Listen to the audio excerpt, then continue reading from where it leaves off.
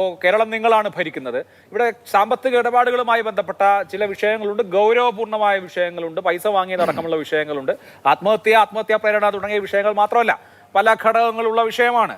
രാഷ്ട്രീയമായി കോൺഗ്രസിനെ വിമർശിക്കുക എന്നുള്ളതിനപ്പുറത്തും നിയമപരമായി ചെയ്യേണ്ട കാര്യങ്ങളുണ്ടല്ലോ, അത് ചെയ്യുന്നുണ്ടോ? കൃത്യമായി കാര്യങ്ങൾ മുന്നോട്ട് പോകുമെന്ന കാര്യത്തിൽ തർക്കമില്ല.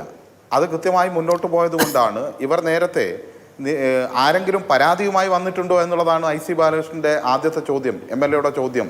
നിരവധി ആളുകൾ ആ വിശ്വാസമുള്ളത് കൊണ്ടാണ്, നിയമത്തിൽ വിശ്വാസമുള്ളത് കൊണ്ടാണ് പിന്നീട് പോലീസിനുൾപ്പെടെ ഈ സാമ്പത്തിക തട്ടിപ്പിനെതിരായി, നിയമന തട്ടിപ്പിനെതിരായി പരാതിയുമായി വന്നിട്ടുള്ളത്. അത്തരം പരാതികളെല്ലാം പരിശോധിക്കും. അതുകൊണ്ടാണ് ഞാൻ പറഞ്ഞത്, പിൻവാതിൽ നിയമനം, നിയമനക്കോഴ, ഈ തട്ടിപ്പ്, അതിൻ്റെ ഭാഗമായിട്ടുണ്ടായ ഇരട്ടക്കൊല എന്നിവയാണ് ഇതിലെ പ്രധാനപ്പെട്ട വിഷയം. അതിൻ്റെ ഉത്തരവാദി, തൻ്റെ ഭരണത്തിന് ഉത്തരവാദി പാർട്ടിയും മേൽപ്പറഞ്ഞ ഐ സി ബാലകൃഷ്ണനും അതുപോലെ തന്നെ DCC പ്രസിഡന്റും ഉൾപ്പെടെയുള്ള, അപ്പച്ചനും ഉൾപ്പെടെയുള്ള നേതാക്കന്മാരാണ് എന്ന് അദ്ദേഹം വ്യക്തമായി എഴുതി വെച്ചിട്ടുണ്ട്.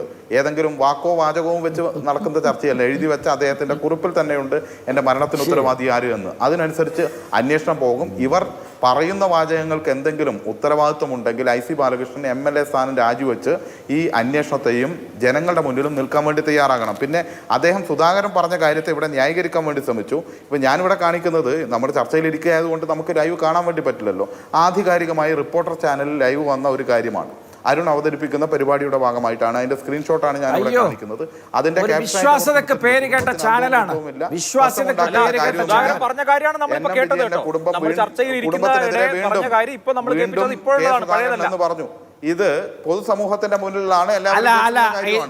രാവിലെ സതീശനെതിരെ പ്രയോഗിച്ചുകൊണ്ടിരിക്കുന്ന വാചകങ്ങൾ എന്തെല്ലാമാണ് എന്ന് VD സതീശൻ പറയാത്ത ഈ കാര്യത്തിൽ അല്ലല്ല, അത് എനിക്ക് ഒരു ചാനലിലെയും ഒരാളെ ന്യായീകരിക്കേണ്ട കാര്യമില്ല.